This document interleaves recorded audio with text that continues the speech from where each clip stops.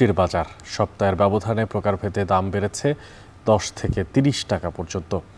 একতা কাঁচাবাজার থেকে যুক্ত হচ্ছেন বিশ্বজিৎ বাপি, বিস্তারিত জানবো তার কাছ থেকে। বাপি, কোন সবজি কত দামে বিক্রি হচ্ছে আর দাম বাড়ার পেছনের কারণ কি বলছেন বিক্রেতারা?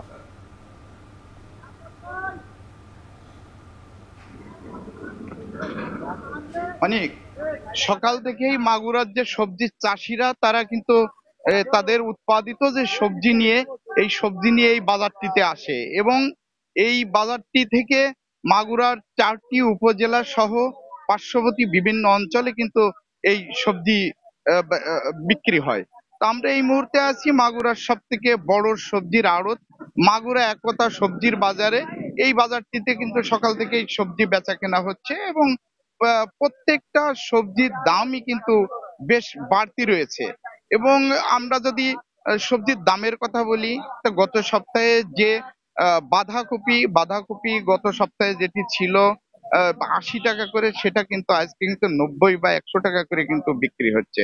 মিষ্টি কুমড়া গত সপ্তাহে যেটি 25 টাকা এবং 30 টাকা ছিল, সে মিষ্টি কুমড়া কিন্তু আজ 40 থেকে 45 টাকা বিক্রি হচ্ছে।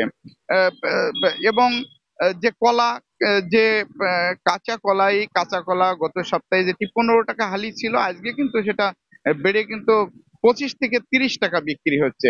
এছাড়া ফুলকপি, ছিম এবং লাউ লাউ গত সপ্তাহে ছিল 25 থেকে 30 টাকা, সে লাউ কিন্তু আজকে 50 টাকা পিস কিন্তু বিক্রি হচ্ছে।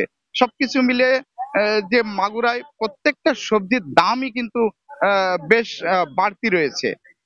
এছাড়াও আমরা যেটা ব্যবসায়ীদের সাথে কথা বলেছি, তারা তারা যেটা জানিয়েছে যে প্রত্যেকটা সবজির দাম বেড়েছে এবং এই যে কয়েকদিন আগে যে বৃষ্টির কারণে যে শীতকালীন যে আগাম সবজি, সে সবজিরও কিছুটা ক্ষতি হয়েছে, যার কারণেই কিন্তু এই সবজির দাম বেড়েছে।